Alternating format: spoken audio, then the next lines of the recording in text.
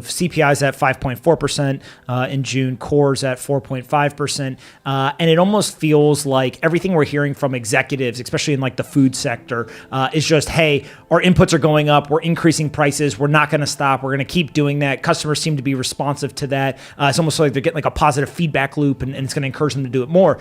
At the same time, we're hearing from politicians, either one, this is transitory, it's going to go down, stop worrying about it, it's not that big of a deal, or two, oh, yes, it's higher than we expected, but we're just going to spend more, whether it's infrastructure or otherwise, to kind of get out of it.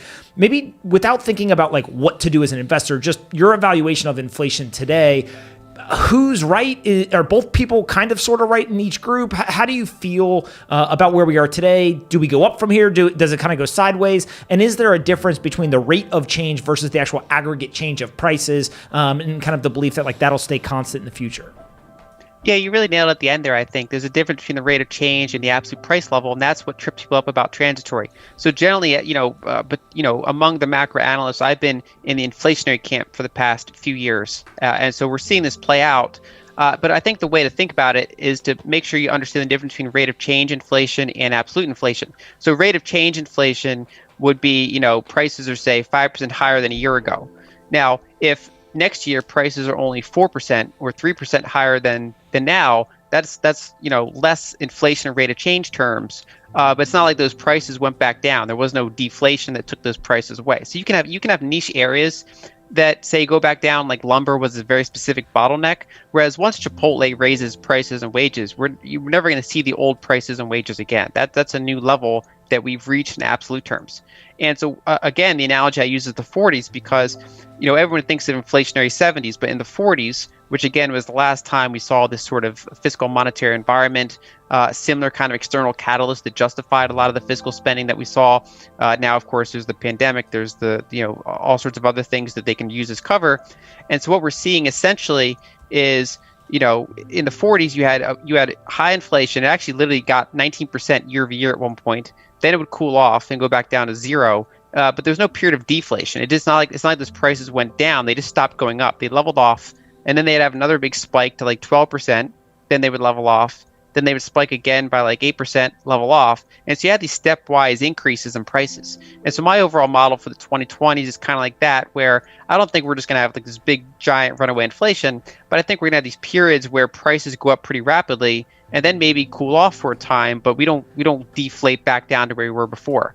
And so I think, basically by the end of the decade, people holding cash and bonds will have been able to buy fewer goods and services with those things than they could before. And of course, there'll be some disinflationary areas due to technology, software, music, maybe a clothes, a tire, but things you actually want, as Michael Saylor puts it, things that you actually key real estate, key companies, gold or Bitcoin, like things that are actually scarce, that aren't being just like made far more abundant due to technology. Those are the things that your bonds and cash are likely to buy a lot fewer of those things 5-10 years from now.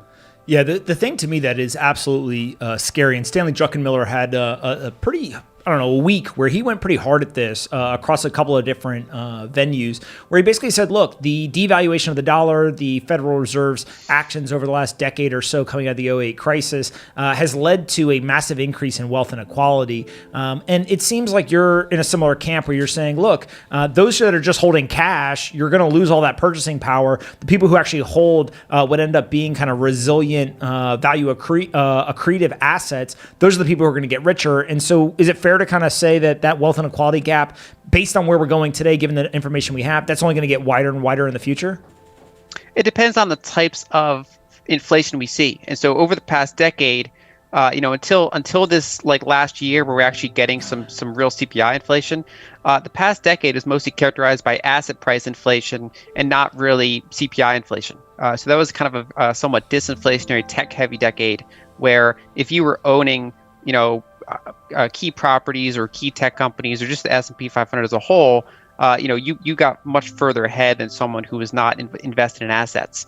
And so if we start to see that shift towards more commodity inflation, and we start to see that shift towards wages and reshoring and those sorts of things trickling through the system, I do think the 2020s could be a different type of decade where wealth concentration stays flat or maybe even goes down a little bit because it's a different type of inflation than what we saw last decade. And so, it's one of those things where cash and bondholders are getting inflated away, but at the same time, a lot of people have debts, and debts are the other side of that equation. So if someone has, say, assets that are, say, a house, and you have a 30-year mortgage, if we do have a somewhat inflationary decade, that should, say, be good for that, kind of conservatively leveraged homeowner.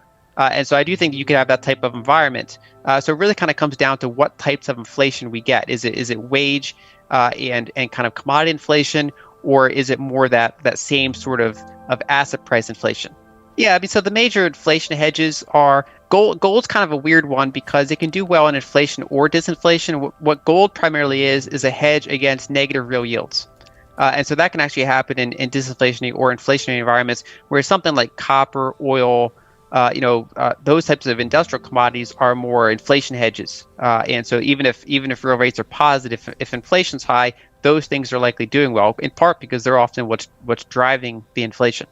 And Bitcoin is its own beast. I mean, obviously the past 10 years, the last decade, was mostly inflationary for asset prices, not say the commodity index.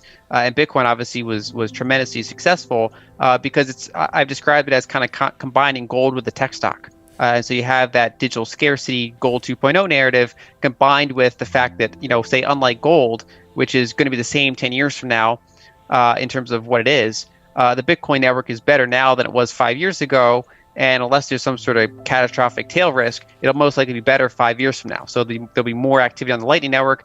Basically, there's developers every single day working on making Bitcoin better, kind of like if you own, say, a tech stock, let's say Roku, for example, there's people working every day to build that network out, right? And so I kind of view it like that. So again, Bitcoin is not a pure inflation hedge. It's more of it's a gold 2.0, so a hedge against fiat debasement while also kind of a growth stock in its own right. So it's actually taking market share. So I think generally if you're going to hedge against inflation, you want to have some degree of commodity exposure, commodity companies, and then how you size that partially depends on what your conviction level is for inflation. And so my overall approach is to have some energy companies, some gold miners. I did have copper miners, but I trimmed them out when they kind of went parabolic there, and then I might add back to them.